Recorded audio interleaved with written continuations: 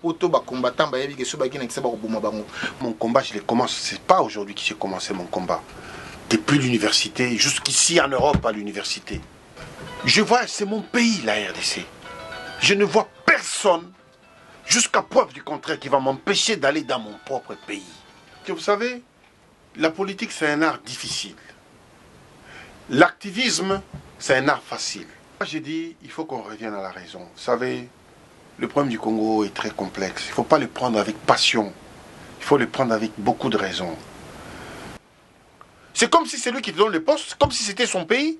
C'est pas son pays, bon sang. C'est notre pays. Moi, quand je vais là-bas, je travaille pour mon pays. Il ne faut pas avoir honte, ni avoir un complexe de dire, si j'ai dit telle chose, on va dire, je suis collabo. Collabo par rapport à quoi et par rapport à qui? Nous devons être en mesure de nous remettre en cause. C'est très important. La remise en cause, c'est le début d'une solution. Parce que lorsqu'on va comme ça, la tête dans le mur, et on essaie de foncer dans le mur, on croit trouver une porte, on va se blesser. Pourquoi? Parce qu'il faut que les Congolais sachent. Les Congolais va la vérité. Oebi, na combat oyo pour aider notre pays, il y a eu beaucoup de sang coulé. Ngwanda a désorienté les combats des Congolais. Nalobia, Ngwanda a dirigé le service de renseignement à Bissau depuis combien d'années? Quand Laurent Désiré Kabila Bazoya, Ngwanda va quitter? Je ne sais pas. Ça peut être lui ou pas. Ça peut être lui ou pas. Je ne sais pas. Je ne peux pas vous dire ici ouvertement que c'est lui ou c'est pas lui. Ça peut être lui ou pas. La classe politique, qui est comme une lampe, un éclaireur des consciences, n'a pas fait son travail comme il faut.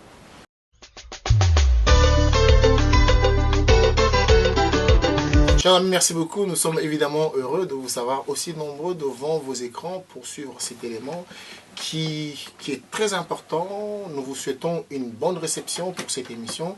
Nous sommes venus évidemment voir le président Ilunga, Emmanuel Ilunga, le président de ARP, par rapport à l'actualité, par rapport à tout ce qui se passe au pays Congo-Kinshasa, évidemment dans la diaspora. Je ne suis pas seul, je suis avec le collègue. Nous allons poser des questions au président Ilunga. Qu'est-ce qu'il en pense? Qu'est-ce qu'il dit par rapport à tout ce qui se passe, comme je l'ai dit tout à l'heure? À ma gauche, vous le connaissez très bien, Karine Maïs de partout. Karine, bonsoir. Bonsoir Aldi, bonsoir Monsieur Emmanuel Ilunga et bonsoir à tous. Bonsoir à tous. Aussi à César Ngadi. César Ngadi, bonsoir. Bonsoir Adi Londo. Bonsoir président Emmanuel Ilunga. Merci, bonsoir aux téléspectateurs et internautes. Et n'oubliez pas, tout le monde est d'accord et tout le monde sera aussi d'accord en 2014. Alors on profite aussi pour dire bonsoir et nos meilleurs voeux à notre cher président Ilunga. Bonne année, plein de bonnes choses. Nous profitons d'ailleurs, Karine, on peut présenter nos vœux le meilleur. Oui, nos vœux le meilleur à tous nos web téléspectateurs, surtout ceux qui sont congolais. Tout ce que je vous souhaite, que ces pays se libèrent et qu'ils se développent. César, tes vœux, c'est vrai? Donc mes vœux de bonheur et surtout de santé à tous nos téléspectateurs et internautes. Donc vive la RDC. Et président, je dirais la même chose. Mes chers compatriotes, pour l'année Asika Oebandi, en tout cas, na souhaité na bino nyonso, na Congo Mobimba, na bao bazali banda Congo, tous les Congolais, une bonne année 2014. Na souhaité que l'année 2014, ezala maboko Nzambe, Nzambe asunga bino, asunga biso nyonso, pour l'année cette fois-ci, ezala l'année moko ya conscience collective, et puis ça biso mayele, pour tous aller longo, toyeba esika nini tozokende, toka kosungana, et puis toyeba sens ya musala oyo faut tosala po mboka etambola. Mokena kopesa bino merci mingi. Na bampangi ya munu bake na Congo, na ba ina bake na kuvanda libanda ya Congo. En tout cas mokena kopesa bino merci mingi. Bon, ni bana betu bako baji basomba ku Congo, ndi nyola tasa kilo abuni, ni bako baji andoro wa Congo. Tasa kilo abuni et puis bonne année, kujine nu bons. Na Swahili mina misalimi ya kabisa na mina sema bonne année mingi na mwe bote. Fasi yote muko na obeko kati ya Congo na bale beko inje ya Congo. Bonne année 2014 na année hii tufungane mkono na mkono Djoutoué Dembélé. Je vous remercie infiniment. J'aime le Congo. Vive le Congo. Notre patrie chérie. Voilà, vous aurez compris, ce sont le vœu de notre président Emmanuel Ilunga. Moi, je dis simplement, je pense que cette année, il y aura moins de pleurs, il y aura moins de tristesse, il y aura moins de larmes. Je souhaite qu'il y ait plus de joie, plus de gaieté, plus évidemment de sourire. Président Ilunga, la première question partira de Kevin Maïzo. Je suis à votre disposition, M. Kiaroni. Bon, merci de l'honneur que l'on me fait. Et moi, je vais poser ma première question par rapport à l'actualité. Ouais. Vous étiez en République démocratique du Congo dernièrement et vous avez vécu des événements qu'on appelle généralement les événements Mukungubila. Ouais. Alors, ma question a deux volets. Premier volet, racontez-nous les faits. Comment vous les avez vécus de l'intérieur? Et deuxième volet, c'est quelle est votre lecture des événements? Bon, la question est complexe. Moi, je vais répondre à la question certainement. Mais j'aurais aimé, à la fin, aborder cette question. Parce que la question elle est très épineuse. J'ai vécu les événements en direct. J'étais à Lubumbashi avec ma petite famille. Et puis ces jours-là, je devais recevoir, j'étais à l'hôtel le matin, je devais recevoir mes militants. Donc j'attends, je vois que les militants ils m'appellent, ils me disent que il y a des policiers partout, des militaires partout, ils ne peuvent pas circuler. Je ne savais pas, il s'agissait de quoi. Donc les informations, la radio ne nous a rien donné. Je suis allé me connecter sur Internet, c'est sur Internet que j'ai appris qu'au Congo il y a des problèmes. Donc j'ai appelé des amis à l'étranger qui m'ont informé qu'effectivement il y a des problèmes au Congo. Donc, en bas où j'étais, ça commençait à tirer dans tous les sens. Ça a beaucoup tiré. Parce que le pasteur en question au Congo, il semblerait qu'il habite pas loin de la résidence du président de la République, donc au Golfe, là où il y a l'hôtel Carré, où moi j'habitais. C'est là où les pasteurs habitent. Et donc, quand les militaires sont allés, il semblerait, chez lui, ils ont commencé à tirer. Il y a eu un échange de tirs. On parle de Kinshasa ou de Lubumbashi? Lubumbashi. Ça s'est passé. À Caravia, à Lubumbashi aussi. Hein. Ça tirait non seulement à Kinshasa, mais à Lubumbashi aussi. Hein. Simultanément, en fait. Au même moment. Au même moment. Et donc, ça commençait à tirer dans tous les sens. Et on entendait les balles de loin, de plus en plus à se rapprocher. Donc, les majordomes est venu nous dire, messieurs, écoutez, restez pas sur la terrasse, vous montez dans vos chambres et vous fermez les rideaux. Donc, tout le monde est monté, il y avait des occidentaux, voilà, tout le monde est monté. Mais moi, je suis descendu quand même, parce que je voulais savoir, c'est quoi, en fait, quel est le problème. Donc, je suis allé voir les maîtres d'hôtel, ils me disent non, il y a les services des renseignements au rez-de-chaussée. Donc, je suis allé les voir, les services de renseignement, ANER, DGM, tout ça. J'ai dit, monsieur, écoutez, moi, j'attendais mes militants, je suis président d'un parti, ils disent, oui, nous sommes au courant. Donc, ils m'ont dit qu'ils étaient déjà au courant de ma présence là-bas. Je dis, ok, mais qu'est-ce qui se passe? Ils me disent, oui, il y a des gens indélicats, mais nous avons la situation en main. J'ai dit, mais il s'agit de quoi exactement? C'est là, il y en a un qui m'a pris de côté, il m'a dit, oui, à Kinshasa, il y a des gens qui sont allés à la radio et à la télévision, ils veulent faire un coup d'État, tout ça, mais malheureusement, enfin, on a maîtrisé la situation, on les a maîtrisés. Ce sont les hommes d'un certain pasteur Mukungubila, qui a fait des déclarations déjà dans le passé, qui a un passé et qui est connu des services de renseignement, hein, donc c'est pas quelqu'un de nouveau. Donc, bon, après, il y a eu quand même beaucoup de morts, plus de 100 morts, et des arrestations. Donc les gens qui ont été arrêtés, ils ont effectivement, au cours de certains interrogatoires, d'après ce qu'on a filtré dans la presse, c'est qu'ils ont avoué effectivement qu'ils étaient là pour... Mais Président Nunga, avant que je passe la parole à ces Angolais, Président Nunga, vous étiez sur place, vous avez vécu ça, vous parlez du vécu, Ouais. Vous étiez un témoin oculaire. Ouais. Est-ce que pour vous, c'était un coup monté de... Comme on a l'habitude de penser. C'est le président Kabila qui a monté ses coups, ou bien c'était vraiment le passeur... Mais moi je ne pense pas que ça soit un coup monté. La manière dont c'est fait, chacun s'est renseigné de sa manière. Je me suis aussi renseigné. Donc je suis congolais, je suis dans mon pays. Quand les choses, d'autant plus que je suis un dirigeant politique, quand des choses comme ça se passent, je me rapproche des services pour avoir des plus amples renseignements. Je ne crois pas que ça soit un coup monté. Donc là, vous confirmez que ces gens-là, c'est des partisans de M. Mukungubila, c'est ça? Je ne peux pas confirmer. C'est peut-être confirmer, c'est avoir une certitude absolue. Mais ma conviction personnelle, c'est que ce n'est pas un coup monté. Ça, c'est ma conviction personnelle. Je peux me tromper? Il y a eu vraiment attaque. Il y a eu vraiment des gens qui ont voulu déstabiliser. Armés. armés, oui, ils sont allés, ils ont tué un colonel qui était en faction à l'état-major général des armées. Ils l'ont tué, à bout portant, ils l'ont exécuté. Ça, c'est même pas tué, c'est exécuté. On retiendra aujourd'hui que le président Emmanuel Ilunga nous dit, là, devant tout le monde, que pour vous, ce n'est pas un coup monté de président Kabila. Je ne crois pas que ça soit un coup monté. Vous savez, il faut arrêter avec le fantasme. Il faut arrêter. Parce que vous savez, le pays n'avance pas. Pourquoi? Notre pays. Parce que tout le monde soupçonne tout le monde. Personne ne fait confiance à personne. À commencer par les combattants eux-mêmes. Vous croyez que c'est comme ça qu'on va arranger le pays?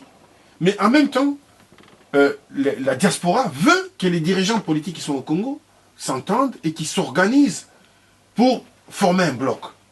Mais déjà à l'extérieur, en diaspora, on n'est pas à mesure de former un bloc. Comment voulez-vous qu'à l'intérieur, on forme un bloc? Alors, président Ilunga, on va prendre la question de ces Angali. Président Dunga, moi je veux aussi vous poser une question d'actualité. Que pourriez-vous dire concernant la mort du vaillant colonel Mamadou Ndang? Écoutez, je suis triste. D'abord, je présente mes très sincères condoléances à la famille. Je suis triste. C'est un militaire congolais qui est mon compatriote, direct. Je ne peux qu'être attristé. Bon, maintenant, sa mort, pour moi, elle me paraît suspecte. Moi, je suis direct, elle me paraît suspecte. Ça me paraît pas une mort normale, mais un attentat. On a attenté à la vie de quelqu'un. On a exécuté quelqu'un. Donc vous ne croyez pas à l'embuscade? Mais l'embuscade, c'est un attentat, c'est une exécution. C'est-à-dire, c'est un complot contre une personne. Moi, je crois à un complot. Le commanditaire, c'est qui? Je ne peux pas aujourd'hui désigner nommément les commanditaires. Vous savez, dans des affaires comme ça, c'est toujours complexe. C'est toujours complexe. De dire, lui, il est commanditaire parce que je sens que c'est lui. Ça, c'est un jugement des valeurs. Ça ne peut pas être un jugement objectif. C'est subjectif. Moi, je préfère avoir mes convictions. Ma conviction personnelle, c'est un attentat. Mais désigner un coupable, je ne sais pas c'est qui. Mais sur le plan intellectuel, ouais, à qui profitent les crimes? À qui profitent les crimes? Aujourd'hui, on voit que les crimes profitent plutôt aux Rwandais qu'aux Congolais. C'est-à-dire? Parce que la personne gênait beaucoup le Rwanda. La personne gênait beaucoup le Rwanda. C'était un nationaliste, c'était quelqu'un qui défendait la nation. Donc tous les territoires congolais, du nord au sud, de l'est à l'ouest, pour lui, les Congos, c'est un et indivisible. Si j'ai une question par rapport à ce que vous avez dit. Et j'aimerais bien avoir votre réponse par rapport aux mauvaises langues qui disent que c'est le président Kabila qui a organisé tout ça. Bon, vous savez, depuis longtemps, on a focalisé notre combat sur une personne. La personne de Kabila. Moi, je préfère que le combat soit focalisé sur les institutions. Les hommes passent et les pays restent. Avant Kabila, on s'est battu pour que Mobutu s'en aille. Mobutu est parti. Mais les institutions n'étaient pas.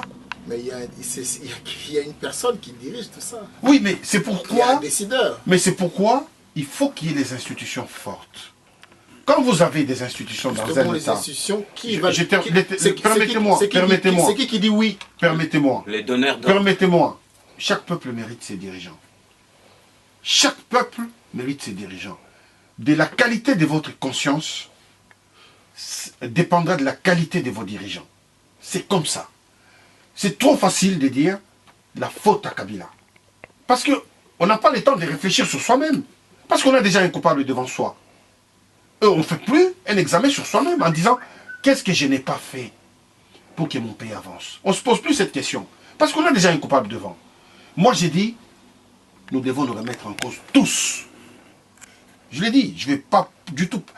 Moi, je ne fais pas la politique pour plaire aux gens. Certainement, je ne vais pas plaire à certaines personnes qui disent il faut casser du Kabila tout le temps. Non. Moi, j'ai dit, nous devons nous remettre en cause. Tous les Congolais, sans exception. Pour répondre à César, pour vous, vous ne pensez pas que c'est M. Kabila? Je ne sais pas. Ça peut être lui ou pas. Ça peut être lui ou pas. Je ne sais pas. Alors, Je ne peux pas vous dire ici ouvertement que c'est lui ou c'est pas lui. Ça peut être lui ou pas. Mais lorsque je suis votre mode de raisonnement, Ouais, je constate des choses. Vous avez parlé de conscience, vous avez dit nous avons les dirigeants que nous méritons. exactement. Et vous semblez incriminer tout le monde, c'est-à-dire Non. tous les Congolais en fait sont Moi y coupables de compris. ce qui arrive. Vous Moi y y compris. compris, oui. Mais ne pensez-vous pas que, parce que le problème du Congo c'est un problème politique, le pays est mal dirigé, il est mal géré. Ne pensez-vous pas que c'est la faute premièrement de la classe politique dont vous faites partie? Si vous Oui. faites votre Je suis d'accord. autopsie, Je suis d'accord. qu'est-ce qu'il en ressort? Exactement. Je suis d'accord. Sur ce point, je suis totalement d'accord avec vous. La classe politique, qui est comme une lampe, un éclaireur des consciences, n'a pas fait son travail comme il faut. Moi y compris. Je suis d'accord. Nous avons failli. Aujourd'hui, nous avons les devoirs sacrés de nous organiser, d'avoir des assises, des discussions sincères, pas intéressées, parce qu'on va me confier un poste ou on va me donner de quoi vivre et faire vivre ma famille. Non. Mais pour l'avenir de tout le monde, mon avenir et l'avenir de mes enfants et de tout le monde, de toute la RDC. Et ces discussions-là, nous en avons besoin. C'est pourquoi moi, je vais plus loin. J'ai dit ces discussions, nous devons les commencer également en diaspora. Parce qu'en diaspora, chaque groupe pense qu'il a entièrement raison, parce qu'il a manifesté, il a réuni 20 personnes, 30 personnes, 40 personnes. On s'en fout de ça. Le Congo a besoin plus que de réunir 20-30 personnes. Nous faisons presque 80 millions d'habitants. Quand vous réunissez 20 personnes sur 80 millions, ça fait quoi? Ça fait rien du tout. Vous comprenez? Je termine. J'aimerais, moi, mon souhait aujourd'hui, c'est qu'en diaspora, il faudrait que tous ceux qui se prétendent des leaders de la diaspora, tous ceux qui se prétendent être des leaders de la diaspora, que nous nous rencontrions, que nous ayons des assises, que nous discutions. Parce qu'il faut, on ne peut pas diriger un pays par 6, 15, 20 personnes. Ok. Il y a eu les triumvirats. Président Lunga, juste une question. Monsieur Adi, excusez-moi, c'est important ce que je suis en train de dire. Il faut que je finisse. Terminé, allez-y. Il y a eu les triumvirats à l'époque à Rome. On dirigeait les pays par 3. C'était presque les chaos. Presque les chaos. Parce que 3 personnes, c'est difficile. On peut avoir un conseil des ministres. Il faut une personne. Et nous avons besoin en diaspora d'avoir une personne désignée, nommée par la diaspora, qui va mener les combats politiques. La personne à laquelle nous allons soutenir. Ok, Président Ilunga, une question. Président Ilunga, biso a na poto, combattant Bazali, Texas Bazali. Te voir comment nayo, ozwaka pepo kinaka Kisasa, nengo koloba makasi, ozalaki kuna na Kisasa, awa na poto bayebi ke combattant so akina Kisasa bakobomaye. Mais toi, tu voyages. Président, au Kendaka na on a Lubumbashi, au Kendaka en Afrique du Sud, au Kendaka partout. Ça là-bas de l'autre côté. Ça veut dire quoi? Bien. Qu'est-ce qu'on doit comprendre? Parce qu'il y a un poto, combattant, comment ça se fait que quand à présent il y a ARPE qui veut se faire passer pour le président Lula de Brésil? Lula, meilleur président, tout le monde en a. Mais il n'y a que toi qui fais des allers-retours officiellement et tu n'es pas dérangé. Bien. Je vais vous dire une chose. Moi, j'ai fait la prison, j'avais 19 ans. Ceux qui ont été sur le campus avec moi, ils le savent très très bien. Moi, mon combat, je le commence. C'est pas aujourd'hui que j'ai commencé mon combat. Depuis l'université, jusqu'ici en Europe à l'université. Même François Mitterrand, comme il est parti, il connaît. Nous avons créé plein de choses avec les Jean-Marie Mboyo à l'université. Des syndicats que nous avons créés qui existent jusqu'à ces jours. J'ai toujours combattu contre l'injustice. Je vois, c'est mon pays, la RDC. Je ne vois personne, jusqu'à preuve du contraire, qui va m'empêcher d'aller dans mon propre pays. Je ne vois personne. Quand on est homme politique, il faut avoir une dose de courage pour affronter ce que les communs des mortels ne peuvent pas affronter. On ne peut pas être un homme politique et avoir peur en permanence. Moi, je ne dois rien à personne. Je ne dois rien à personne. Ni au pouvoir actuel, ni au pouvoir d'antan. Alors pourquoi vous... Alors, vous inquiétez tant que vous n'êtes pas inquiété comme mais quand je suis... Au point même d'entrer en contact avec l'ANER, aller leur poser des questions sur ce qui se passe. Bien sûr, mais je veux vous dire, quand je prenais l'avion, on a failli m'interdire de monter dans l'avion. Si vous demandez aux Congolais qui ont pris SN Bruxelles du vendredi dernier, ils ont vu ce qui s'est passé sur les tarmacs. Ils ont vu, la DGM a voulu m'interdire de prendre l'avion. Ils ont voulu m'interdire, parce que c'était au vu au-dessus de tout le monde. Mais on ne peut pas, personne ne peut m'interdire. Pourquoi on va m'interdire? J'ai violé qui? J'ai violé personne. Alors pour les gens qui pensent que quand ils sont opposants ou quand ils sont combattants, c'est dangereux d'aller à Kinshasa. Mais pourquoi? Parce que entre penser et agir, il y a des fois des fossés. C'est votre pays, il faut affronter, il faut y aller. Il faut aller. Moi, je conseille à tout Congolais qui est inscrit dans un combat. Moi-même, avant d'aller, combien de personnes m'ont déconseillé? Dieu seul le sait. C'est tout le monde qui me déconseille. On voit mes interventions à Kinshasa. Mais ce qui est difficile à expliquer, c'est que vous y êtes allé avec votre famille. Mais bien sûr. Vous prenez des risques pour vous. Au nom de quoi prenez-vous des risques pour votre famille? Sans inquiétude. Mais attendez, mes enfants, ils veulent voir leur pays d'origine. Ils veulent voir leur pays d'origine. Il n'y a pas de raison qu'ils n'y aillent pas. Mais pourquoi ils ne vont pas y aller? Alors la question. Mais attends, je me bats pourquoi? Je me bats pour que ces pays soient libres. Il faut que moi-même, je ne peux pas envoyer les enfants des autres si d'abord mes propres enfants n'y vont pas. Mais moi, je dois vous dire que c'est mon pays, le Congo RDC. Si je pars au Congo avec mes enfants, d'abord, je ne suis pas les seuls à y aller. Dans l'avion, j'ai vu beaucoup de Congolais partir avec leurs enfants, femmes et enfants. Et moi, je suis allé avec ma femme et mes enfants. Mais on ne peut pas m'inquiéter, je suis un homme politique. Mon parti politique est connu. Nous avons un quitus accordé par la République démocratique du Congo. Je suis connu de tous les services des renseignements, des services de l'État, comme étant un dirigeant politique. Il n'y a pas de raison qu'ils viennent derrière m'inquiéter, comme si j'étais un paria pour les pays. Je suis dans l'opposition. Ces gens-là sont mes adversaires, mais ce ne sont pas mes ennemis. On est des adversaires sur le plan idéologique, sur le plan de la gestion du pays. Je ne suis pas d'accord avec leur méthode de gestion, avec leur manière de conduire le pays. Mais pour autant, on n'est pas des ennemis, on est tous des Congolais. Quelle différence aujourd'hui entre les combattants qui sont inquiétés,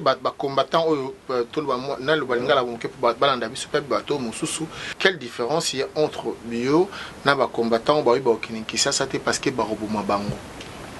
quelle différence? Parce que vous êtes opposants, vous êtes mais vous êtes mais moi, mon parti, il est au Congo. Moi, je vis plus au Congo qu'en Europe. Hein. D'abord, ça c'est le premier point. Il faut bien que ça soit clair dans la tête de tout le monde. Moi, mon parti, il est au Congo. Et quand je vais, que ce soit Mbandaka ou Bas-Congo, partout où je vais voir mes militants, les militants de mon parti. Moi, je vis à Kinshasa. Mon parti, ma vie, c'est au pays. Et je suis ici parce que j'ai vécu longtemps en Europe. Vous avez une grande entreprise ici, oui, mais que vous abandonnez de temps en temps. Non, mais je peux déléguer. Vous êtes entrepreneur? Oui, je suis entrepreneur, mais on peut déléguer. Vous savez, aujourd'hui... La différence, les gens qui ne veulent pas retourner dans le Congo. Oui, mais les gens qui veulent... Mais bon, écoutez... Ils disent que... Ok, je ne connais pas les cas individuels de chacun. Mais tout ce que moi je sais que si quelqu'un rentre dans notre pays en RDC et qu'on l'inquiète, nous sommes là pour défendre cette cause. Alors, nous sommes là. Il faut que les gens prennent un peu des risques, parce qu'on ne peut pas non plus, mais on se bat pourquoi. Ouais, on va écouter César. Attendez, laissez-moi terminer. On se bat pourquoi? On se bat. On crie, et puis on ne fait plus rien. Nous, il faut un moment qu'on affronte ces gens.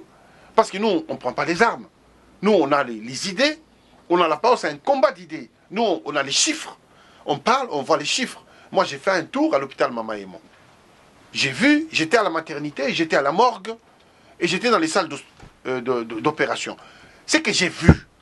C'est sur cette base-là qu'on peut discuter avec ces gens. Moi, je peux leur dire, voilà comment vous dirigez le pays. Voilà l'hôpital dans quel état il est. Voilà comment nos femmes accouchent. Voilà comment on entasse les cadavres. Ça, on peut discuter. Ça, c'est du concret. Moi, je ne veux pas non plus rester en train de crier, sans qu'il y ait égard par rapport à mes cris. On va prendre la question de César Ngali. Non, ce n'est pas une question, c'est pour compléter les présidents, parce que le président Zao Lobango a dit qu'il ne faut pas comparer l'incomparable. Le président, c'est un politicien. Il est combattant, politicien, Azo défendre pays naïe. Il peut discuter avec... Donc ce n'est pas un combattant comme on voit, les combattants qui passent leur temps à insulter le président de la République, donc le combattant comme Roger Lumba Laloba, combat tout. Donc le président Ilunga, il est là, c'est un politicien, il peut rentrer dans son pays, parce que si tu veux faire la politique pour les Congo, tu ne peux pas le faire à 8000 km.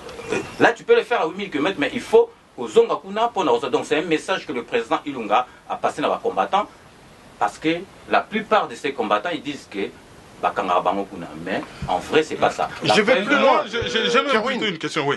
Je vais plus loin, parce que vous savez, la politique, c'est un art difficile. L'activisme, c'est un art facile. Parce que l'activisme, on est hémiplégique. On est en bipôle, c'est-à-dire un côté coupé et un côté qui fonctionne. Mais la politique, c'est un art difficile parce qu'il faut équilibrer les choses. Là, en politique, vous pouvez discuter avec votre ennemi. Il faut que je termine mes idées. La politique, oui, mais les Congolais, on a les Français comme bien. Oui, moi je parle plusieurs langues. Voilà. Donc, la politique, c'est un art du compromis. Vous pouvez avoir un compromis avec votre ennemi pour l'intérêt de la population, même des enfants futurs qui ne sont même pas nés. C'est un art difficile qu'il faut savoir manier. Si aujourd'hui, on se focalise, on dit Kabila, Kabila, Kabila, Kabila, mais on oublie tout. Mes chers amis, mais on n'est pas si con que ça. Moi, je ne suis pas dans cette logique. Moi, je ne suis pas là pour faire plaisir à quiconque.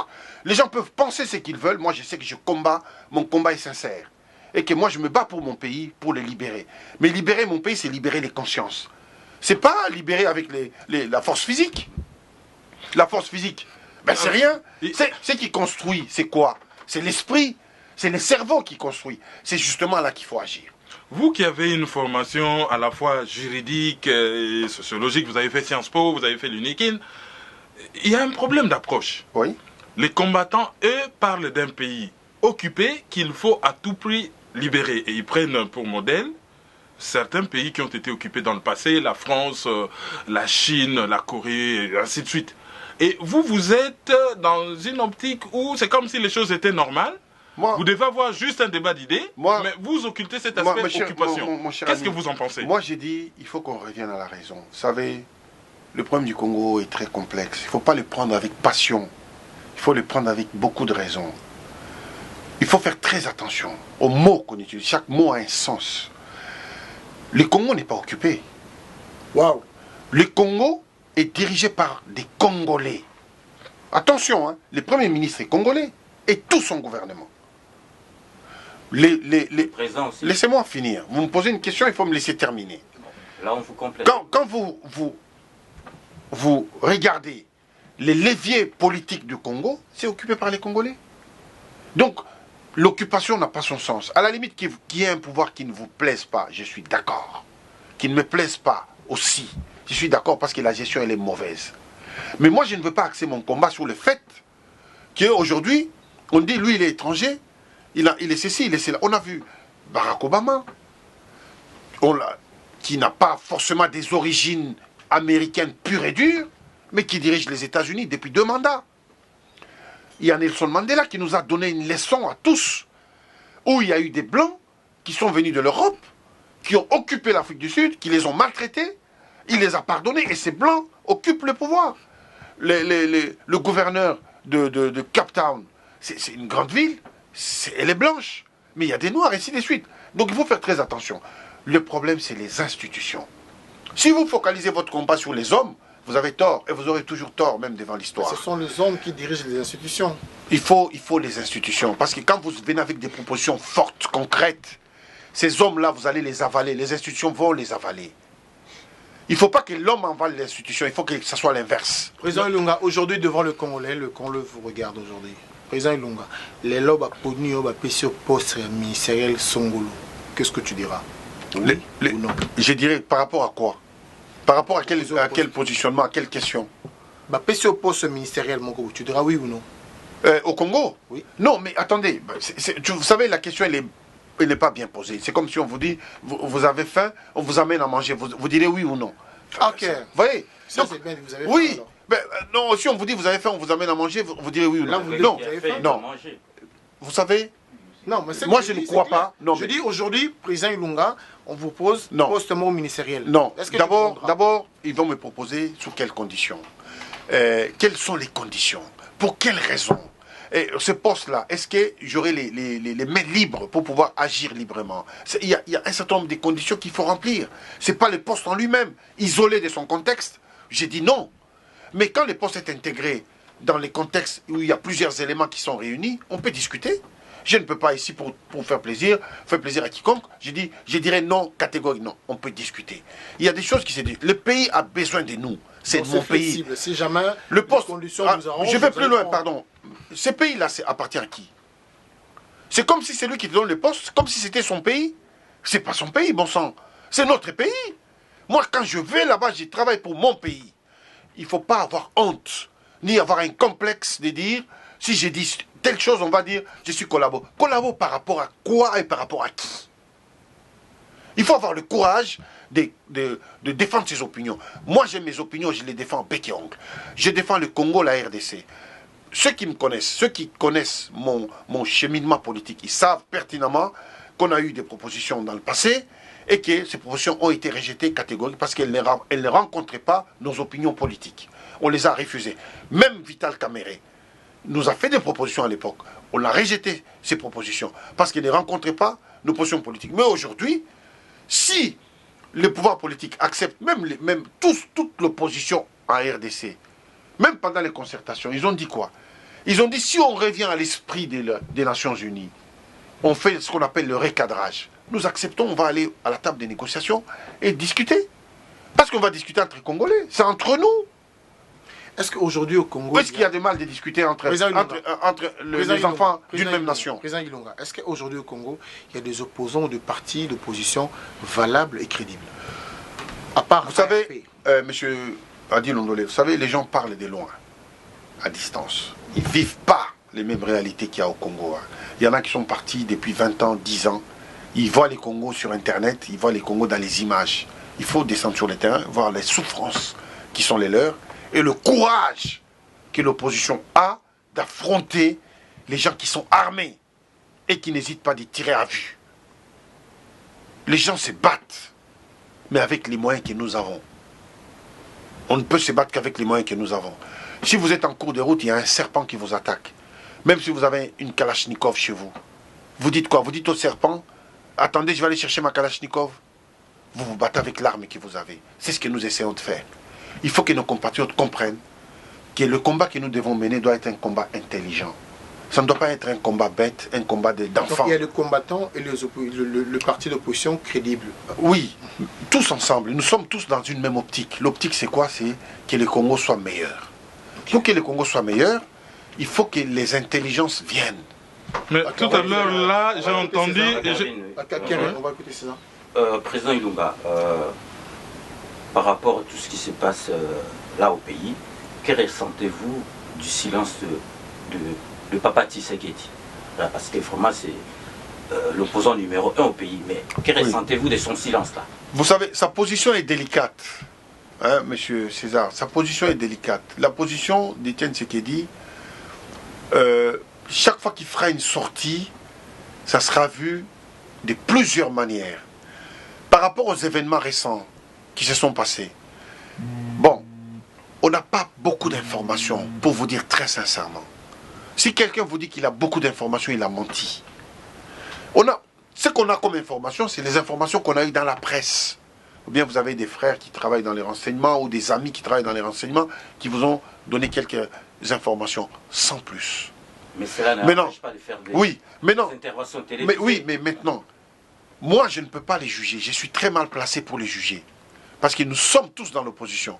Qu'est-ce que vous voulez que moi je lui donne comme leçon? Il ne faut pas oublier que ce monsieur a mené quand même un combat qui a amené le Congolais du temps où la parole était fermée avec un cadenas à parler. Il a ouvert la parole. Voilà, moi j'ai plutôt quelque chose qui m'a fait tiquer lorsque vous argumentiez tout à l'heure. Oui. Vous avez cité l'exemple de Nelson Mandela qui a pardonné aux Blancs. Oui. Ces Blancs qui ont commis beaucoup de méfaits. Vous sous-entendez que les Congolais doivent pardonner aux Rwandais et Non. aux Ougandais sans que justice ne passe. Non, c'est pas Parce que ça. c'est ça l'environnement, en fait. Non, c'est pas ce que j'ai sous-entendu. Je sous-entends quoi? J'ai dit Nelson Mandela a accepté qu'il y ait des gens qui sont venus d'ailleurs, malgré ce qui s'est passé, mais à partir du moment où ces gens acceptent de se mettre à la table des négociations et qu'on discute et que les pays aillent de l'avant, on marche ensemble dans la même direction. À ce moment-là, on se pardonne et on avance. Parce que traîner le boulet du passé dans ses pieds, ça ne vous fait que vous retarder et vous regardez tout le temps dans le passé alors que tout le monde avance. Bon, moi, quand j'ai fait allusion à Nelson Mandela, j'ai fait allusion à la sagesse suprême. C'est que les Congolais doivent se saisir de cette sagesse parce qu'on ne vit pas la même chose. La situation de l'Afrique du Sud n'est pas la même qu'en RDC. Mais simplement, on peut s'en inspirer pour trouver des solutions pour notre pays.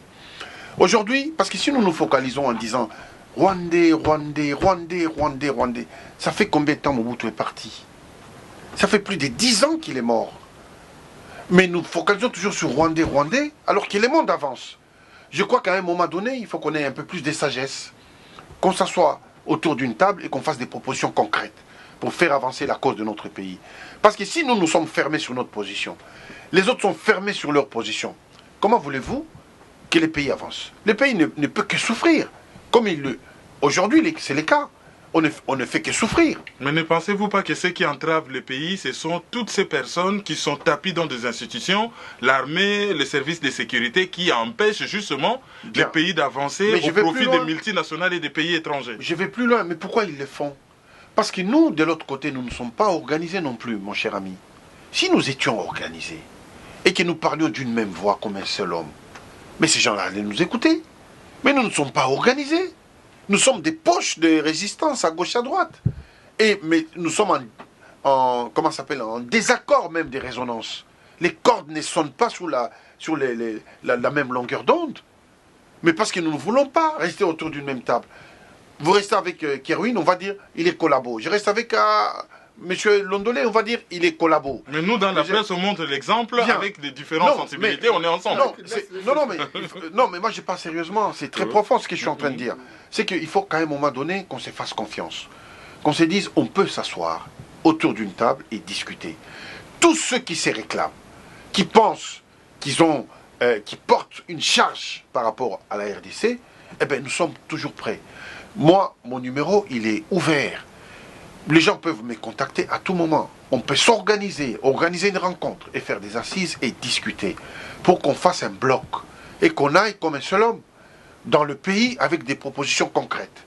On peut créer, c'est comme ça que même le lobby, quand on parle de lobby, le lobby c'est quoi?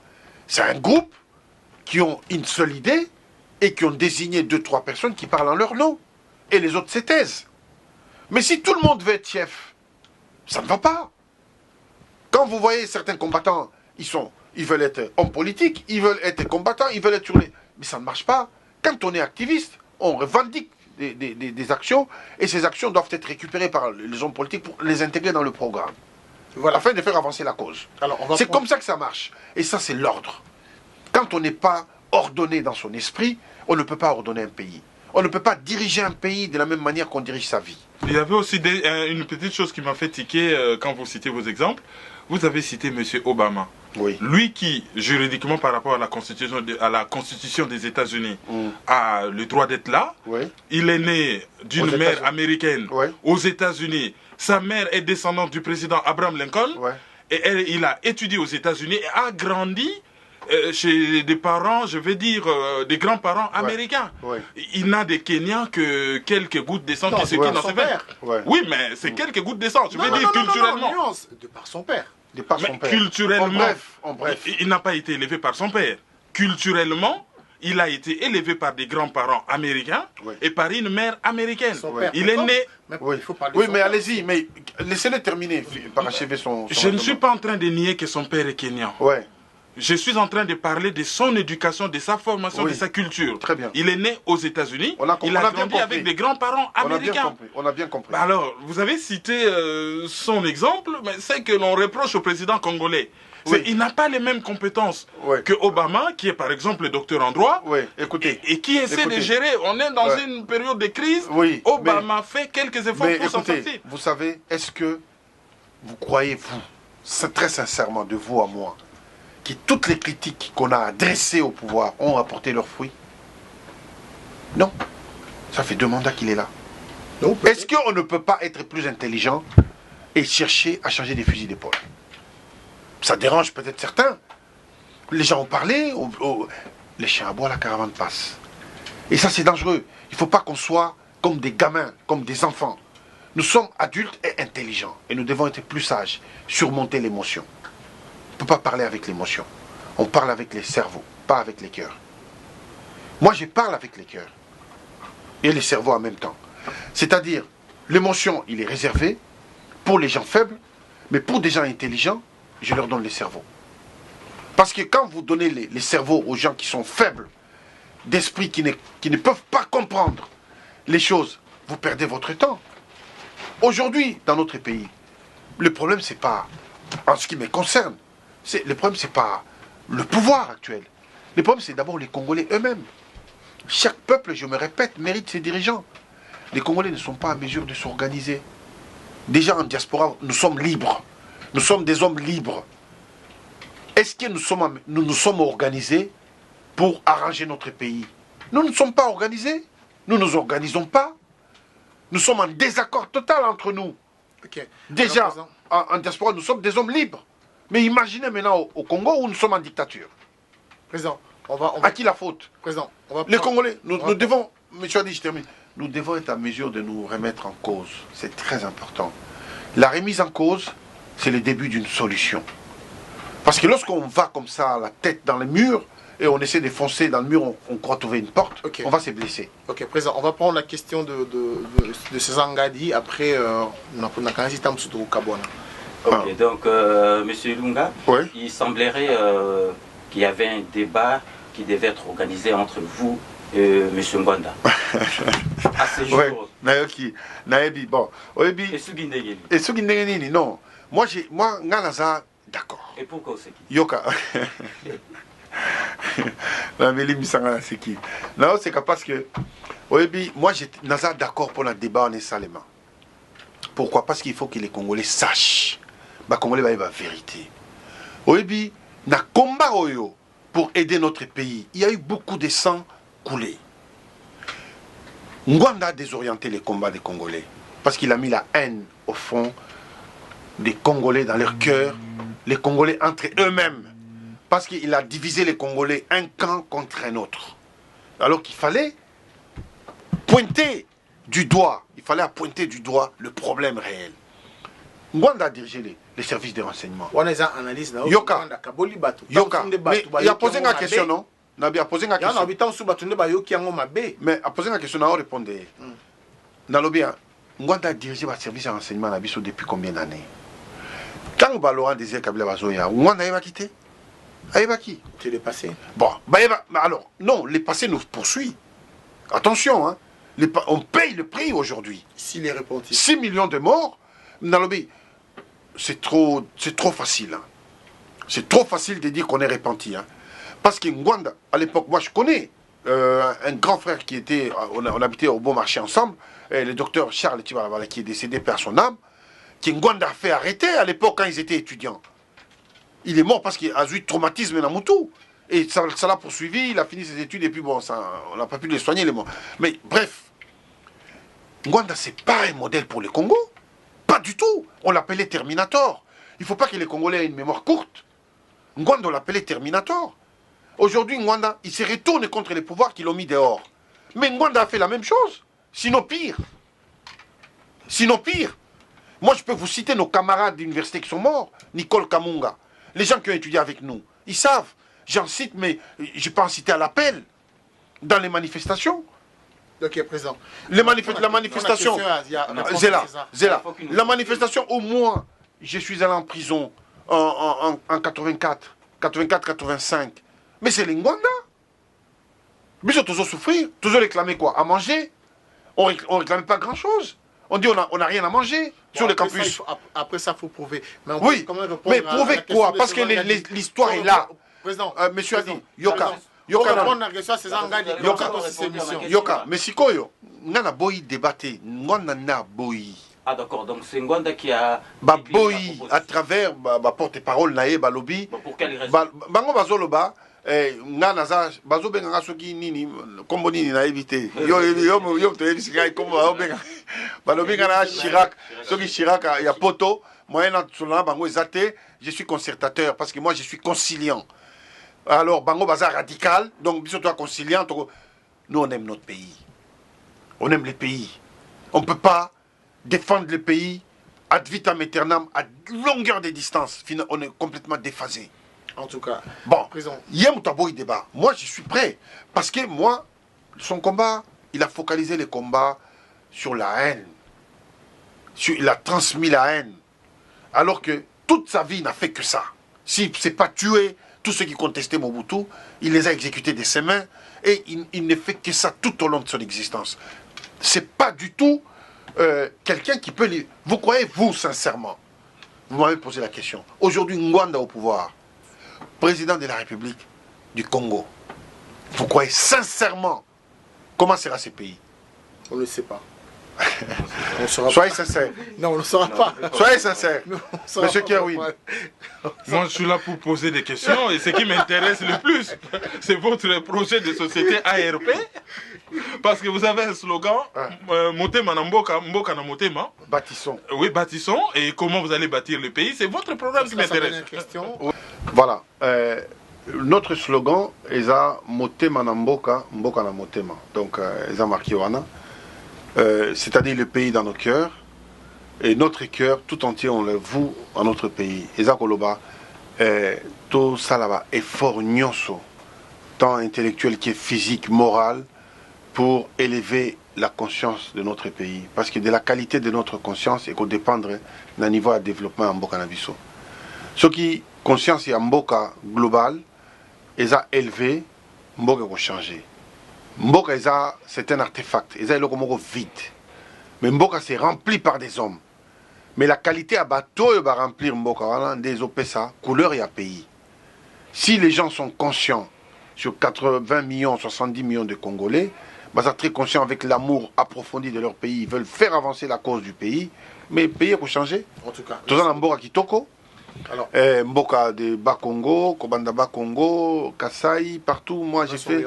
Voilà. En tout cas, je vous remercie. Une dernière question, après Kerwin et César, bon, bah, mot de la fin à Bango, pour ne pas poser de questions. Président, Bandeko Bazo Koma, Bandeko Bazo Bengabiso, Bazo Bunda, Bato Moussous, Bazo Ngababunda, pour le droit de vote à l'étranger. Quel est ton point de vue? Oui, oui, oui. Et ça est important. Et c'est important pour la Nini. Parce que oui, Congo, bazo nourri en la diaspora. Ngana Saraki, on a le 24 décembre, à Kinshasa. Namoni, parce que là où Nazaraki, dans l'hôtel à côté, Namoni, bien bureau à Western Union, c'était plein. C'est-à-dire, Salim Moulongo Penza, Batu Balobi, tout ça, la bande qu'on a vu sur la poto, bazo Tinda. Ngana Ebisi Bango.